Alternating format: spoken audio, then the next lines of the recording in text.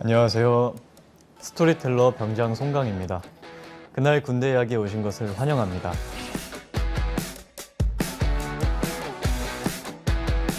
반갑습니다. 네, 현 축구 선수, 네, 전 개그우먼 김민경입니다. 네.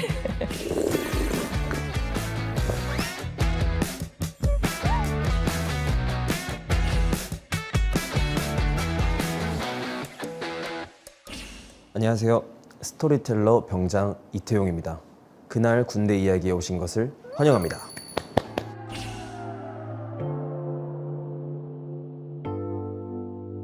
안녕하세요. 저는 리슨의 리브입니다.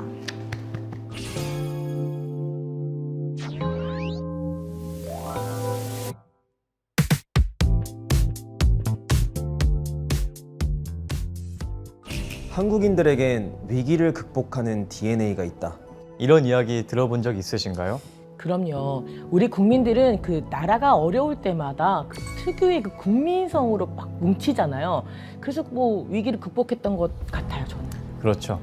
1997년 IMF 외환 위기로 나라가 휘청거리던 시절에는 온 국민이 나라 빛을 갚겠다고 지방 깊숙이 숨겨뒀던 금부치를 죄다 들고 나오기도 했고 맞아요. 그때 저희 어머니도 말씀하신 게 도율, 반지, 뭐 팔찌, 뭐 온 식구들의 모든 것들을 다 그때 내놨다고 그러시더라고요. 네.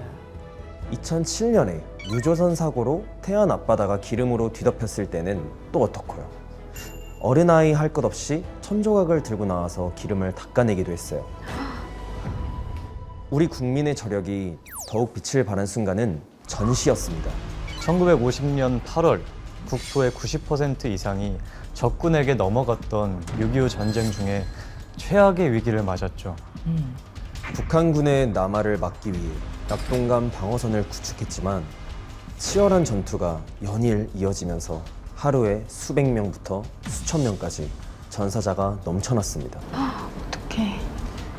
이때 부족한 병력을 채우기 위해서 우리 국민은 자원 입대를 선택하기도 했어요. 그런데요.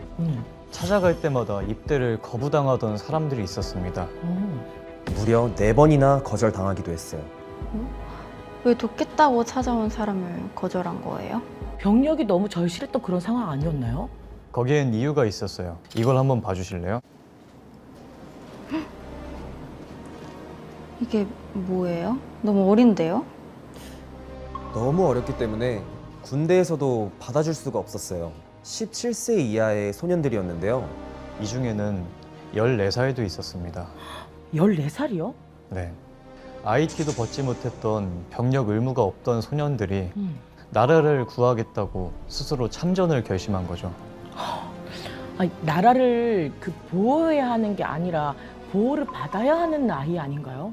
어떻게 이런 나이에 저런 생각을 할 수 있었을까요? 나라의 운명이 위태로웠던 그때 목숨을 던져 나라를 구하고자 했던 어린 전사들에겐 어떤 일이 있었을까요?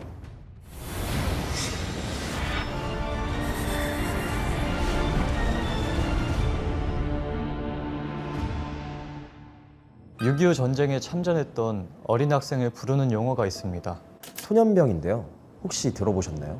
아니요, 소년병은 처음 들어봤어요. 보통 그 전쟁에 참전한 학생들을 학도병이라고 하지 않았나요? 근데 소년병과 같은 의미인가? 나이대가 비슷하고 학업을 중단하고 전선에 뛰어들었다는 점은 비슷하지만 둘 사이엔 확연한 차이가 있었는데요. 바로 신분이었어요. 학도병은 학생이었는데요. 소년병은 군인이었습니다. 소년병은 군번 없이 참전한 학도병과는 달리 군번을 부여받은 정규군이었습니다. 아니, 이렇게 어린데 정규군이었다고요? 네. 정식 군번을 받았을 때의 나이가 17세 이하면 소년병이라고 부르는 거죠. 지금 생존해 있는 소년병은 대부분 90을 넘겼는데요. 노안으로 기억이 흐려졌어도 75년 전에 부여받았던 군번만은 또렷하게 기억하고 있습니다. 035016 군번을 잊을 수가 없잖아요. 그건 뭐 주민등록번호 왔다 갔다 한 건데. 군번이야 몰입사게 꽉 배기 있지. 그때 군번은 01-0157-594. 6.25 전쟁에 참전했던 소년병이 몇 명쯤 될 것 같아요? 소년병이요? 전국이니까 제 생각엔 한 1000명 정도 됐을 것 같은데? 네. 그렇게 많진 않을 것 같은데 한 뭐 200명? 생각하신 것보다 훨씬 규모가 컸습니다. 무려 2만 9천 명이 넘었습니다. 2만 명이 넘었다고요? 29,000명이요? 네. 이 중에는 17세 이하의 여군이 400명 넘게 있었는데요. 대부분 제주도에서 활동한 해병대 3, 4기였다고 합니다. 여자아이들까지 있었다고요? 남자 소년이 아니고? 네. 3만 명에 가까운 소년병이 참전했지만 안타깝게도 이들이 어떤 활동을 했는지 공식적인 기록은 찾아보기 힘든데요. 당시 전쟁의 혼란 속에서 문서 작성이 제대로 이루어지지 않았고 후퇴와 진격을 거듭하는 격전의 현장에서 대부분 사라졌기 때문이죠.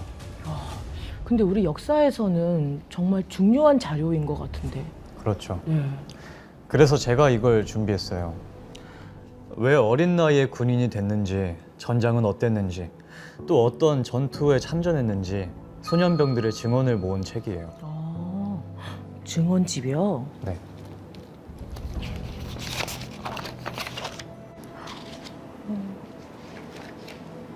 병역 의무가 없던 소년들은 저마다의 애절한 사연을 가슴에 담고 군문을 두드렸습니다. 이 내용이 소년병 증언집 3페이지에 나와 있어요. 여기 있어요. 참전 동기. 그 중에서 눈에 띄는 글 하나만 읽어주실래요? 이렇게 조국이 급박한 상황에 이대로 나 자신의 아닐만을 추구할 것인가? 아니면 구국의 전선에 이 한 몸을 바칠 것인가? 비록 나는 어리고 보잘것없는 몸이지만 북한군을 한 놈이라도 죽이고 내 목숨을 초계와 같이 국가에 조금이라도 보탬이 되겠다는 결심을 하고 나니 다소 마음이 안정되고 편안해졌다. 나는 중학교 2학년이었다. 나이로 따지면 16이다. 나는 방위 초소에 지원해서 군번도 부여받았다.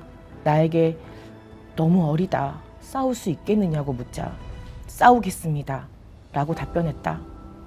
군에서 안 받아줄까봐 걱정을 많이 했다.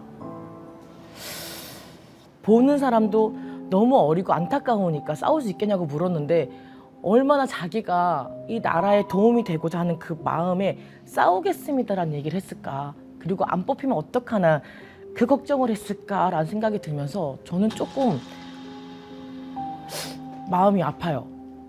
어렵게 공부를 하고 있었는데 느닷없이 유교가 돌발이 되니까 아주 그 천인 공노할 일 아니요. 어린 마음에도 부대에 가서 자원 이때를 소년들은 또 한참 성장기에 있는 어린 아이들이잖아요. 당시의 소년들은 지금처럼 영양 상태가 좋아서 키가 큰 것도 아니었고 대부분 160cm를 조금 넘기는 정도였어요. 군복이 커서 옷과 몸이 따로 놀기도 했어요. 이런 소년들이 전쟁에서 어떤 역할을 했을까요? 당시 사용했던 총이 길고 무거웠던 걸로 알고 있는데 총을 쏘는 전투에는 참전을 못했을 것 같고 할 수 있는 일이 많지 않았을 것 같아요. 아이들이다 보니까 어른들의 심부름, 물품들을 운반하는 그 정도의 일을 하지 않았을까라는 생각을 하거든요. 물론 후방에서 지원도 했지만 몸놀림이 가벼워서 주로 수색대에 배치됐고 대부분 공부를 하다가 온 학생들이어서 똘똘했기 때문에 계산이 필요한 포병에도 많이 투입됐어요. 병력이 너무 부족해졌을 때는 최전선 전투에도 많이 투입이 됐는데요. 수류탄을 들고 적진으로 쳐들어가는 특공대로 참여한 소년병도 있었습니다.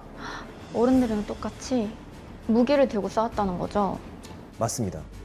그런데요, 당시에는 전선이 긴박하게 흘러가서 겨우 3-4시간 정도 기본적인 소청 사격 훈련만 받고 투입되는 경우도 적지 않았어요.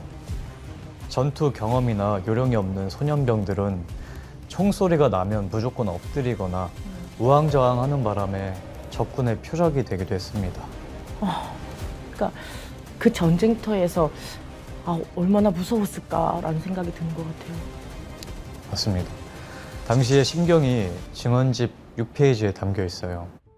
시간이 흘러서 밤이 깊으니 어두움과 무서움이 몰려왔다.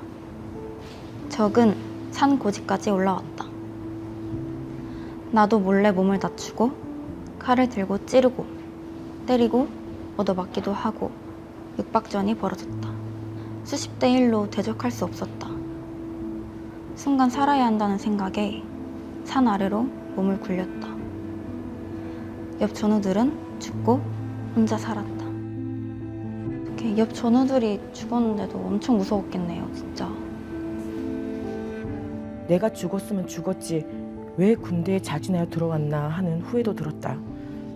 하지만 나는 많은 전투에 참가하면서 오기가 생겼다. 북한군들을 반드시 때려눕혀 우리 대한민국의 평화를 되찾아야겠다고 말이다. 그때부터는 두려움도 외로움도 없었다. 오직 싸워서 이겨야겠다는 일념뿐이었다. 이틀 무서워, 이틀. 이틀 정도는 무서워가지고 벌벌 떨고 서로에 막 의지하고 그랬지만 한 이틀 사흘 넘어가면 그때는 말이야 이미 난 내 몸은 죽은 몸이다 하고 죽고 뭐 이런 거는 생각 안 해요. 뭐 전투에 임하지. 포가 이따도 슝 하면 그냥 팍 없애야 되고 어떤 때는 우리 부대 옆에 그래가지고 잿더미에서 이렇게 있는 일도 있었고 그랬어. 그러니까 그것이 일상이요. 살라고 일상, 요 포 쏴야 할 것 일상, 비참하기도 하지만 그 울분이 생긴다니까.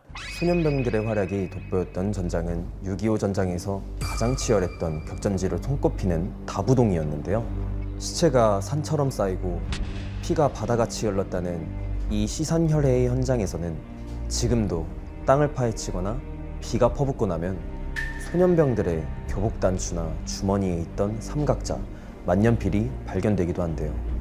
다부동 전투에서 소년병들도 많이 희생됐군요.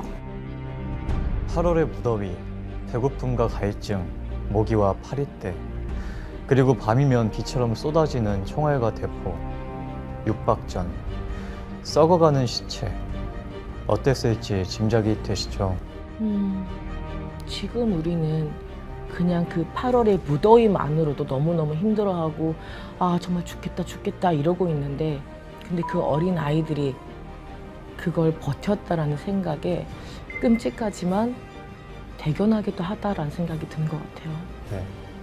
열악하다 못해 처참한 상황 속에서도 소년병들은 다부동을 지켜냈습니다.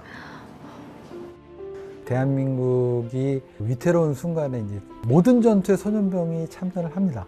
그 중에서 이제 다부동 전투나 이 낙동강 방어선 전투는 굉장히 긴급한 그 시기라 소년병들을 그 모집을 해서 전방으로 바로 투입을 하는데 당시 이제 증언을 들어보면 대구에서 열차를 타고 낙동강 전선까지 가는 6시간 내외 시간 동안에 소총 분해 연습을 시켜서 바로 전방에 투입을 시켰습니다.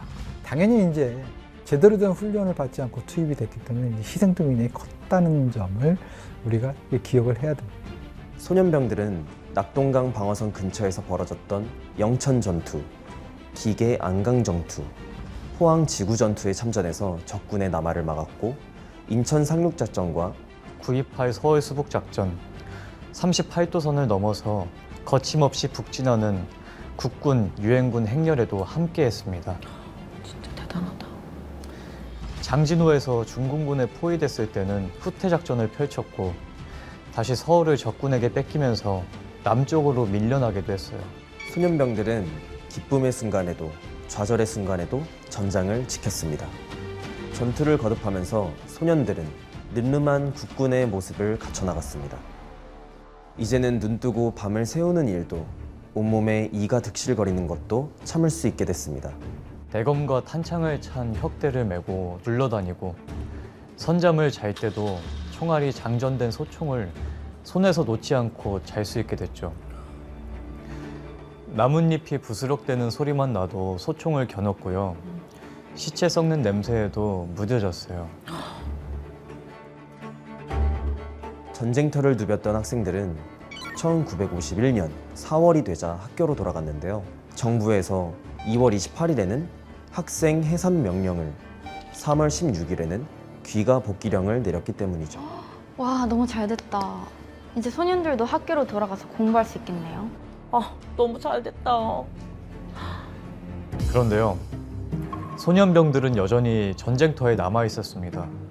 왜요? 학생들이 다 학교로 돌아갔다고 하셨잖아요. 네, 학생이었던 학도병들만 돌아갔어요. 소년병은 군번을 받고 참전한 정규군이었기 때문에 더 이상 학생 신분이 아니었던 거죠. 학도병보다 더 어린 소년병만 남았다고요? 소년병들은 1953년 7월 27일 정전협정이 체결된 이후에도 남은 복무기간을 채우기 위해서 근무했고요.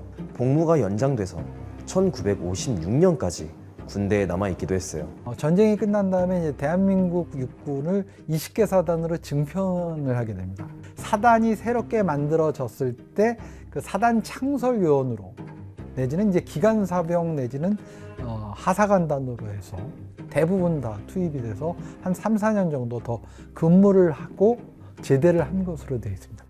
이걸 한번 봐주실래요? 뭐예요? 이게 되게 묵직한 것 같은데요? 이름, 군번, 군별, 계급과 입대일. 그리고 전사일이 기록된 소년병 전사자 명부입니다. 전사하신 분이 이렇게 많아요? 이건 기록으로 남아있던 것만 확인한 거고 실제로는 훨씬 많을 거예요. 다 소년병들인 거잖아요. 전쟁이 무엇인지, 죽음이 무엇인지도 몰랐던 천진난만했던 소년들은 전쟁의 참혹함을 경험하면서 죽음을 마주한 두려움과 홀로 살아남았다는 죄책감을 안고 집으로 돌아갔습니다. 그런데요, 이들을 기다리고 있던 건 냉혹한 현실이었습니다. 다시는 학교로 돌아갈 수 없었어요. 왜요? 전쟁이 멈췄으니까 이제부터라도 공부하면 될 것 같은데. 그랬다면 정말 좋았겠지만 전쟁으로 연장됐던 군복무 기간을 채우다 보니 대다수의 소년병이 성인이 됐습니다. 학교로 복귀할 수가 없어서 생업전선에 뛰어들 수밖에 없었어요. 그럼 학교도 못 마치고 그냥 바로 너무 힘들게 사셨을 것 같아요. 그렇게 시간이 흘러서 소년병의 존재는 우리의 기억 속에서 사라졌습니다. 너무 안타깝고 슬픈 일인 것 같아요. 잊혀졌던 어린 전사들을 수면 위로 끌어올린 건 1996년에 조직된 6.25 천전소년지원병 전우회였습니다. 소년병들의 진실을 세상에 알리고 명예를 회복하기 위해서 목소리를 높여왔습니다. 늦었지만 국방부는 2008년에 6.25 전쟁 소년병 참전자의 실체를 인정하고 소년병의 개념을 바로잡았습니다. 이 전사자 명부도 국방부가 추진한 병적 기록을 수정하는 작업 중에 하나고요. 약간 늦은 감은 있지만 그래도 올바른 길로 가고 있는 것 같네요. 네. 국회에 소년병 보상에 관한 법률안을 꾸준히 제출하는 의원들도 있고 또 국방부는 소년병의 명예를 회복시키기 위해 추모비 건립, 전시공간 조성, 다양한 방안을 추진하고 있습니다. 나라가 위기에 처했을 때 성인도 아닌 어린 나이에 전쟁터에 나가서 이제 나라를 지킨 분들이잖아요. 국가가 책임져야 된다고 생각해요. 전쟁이 발발한 지 75년 만에 드디어 국가 차원에서 관심과 보상이 이루어질 수도 있겠다라는 건데 우리 소년병 분들이 너무너무 기뻐하실 것 같아요. 네, 그런데 안타깝게도 소년병들은 90에 가까운 연세라 대부분 돌아가시고 몇 분 남지 않았어요. 이런 이유로 6.25 참전소년지원병 전우회도 5년 전에 해체됐고요. 너무 마음이 아파요. 평생 이날만을 기다려왔을 텐데. 그렇다면 우리가 할 수 있는 일은 뭘까요? 꽃봉오리를 피워보지도 못하고 전쟁터에서 죽어간 소년들과 이제 인생의 종착역을 향해서 가고 있는 이분들을 위해서 말이에요. 일단 저는 제일 먼저 감사함을 느껴야 된다고 생각해요. 그리고 이 일을 잊지 않기, 꼭 기억하기. 저도 이제 알았으니 이제 많은 사람들한테 이 이야기가 전달돼서 뭔가 보상이나 나라에서 할 수 있는 것들이 더 많아질 수 있도록 노력하는 게 저희들의 일이 아닌가라는 생각을 합니다. 네. 소년병들의 마지막 여정이 외롭지 않았으면 좋겠습니다. 내 청춘을 바쳐서 희생한 대한민국에서 나는 잊혀졌다가 아니라 대한민국이 내 헌신을, 희생을 잊지 않고 있었구나. 그분들이 자신의 희생이 헛되지 않았다는 것을 느낄 수 있도록 만드는 건 우리의 몫이 아닐까요? 다시 1950년 소년이었던 그때로 돌아간다면 같은 선택을 하시겠습니까? 라는 질문에 90을 넘긴 소년병들은 망설임 없이 같은 대답을 합니다. 다시 일어난다면 앞장설 용기가 있어요. 그런 정신이 벌써 그건 평생 가도 잊어버리질 않아. 만약에 일어났다면 앞장설 생각이 지금도 머릿속에 못이 딱 배기가 있어. 후회는 안 합니다. 잘했다고 생각하죠. 후회하는 건 없죠. 왜냐면 무조건 그 당시에는 정말 우리가 나라를 지켜야 되니까. 최후에 똑같은 전투가 있더라도 나는 막 총 들고 대한민국을 위해서 나오겠다. 그거는 자부심 갖고 있습니다.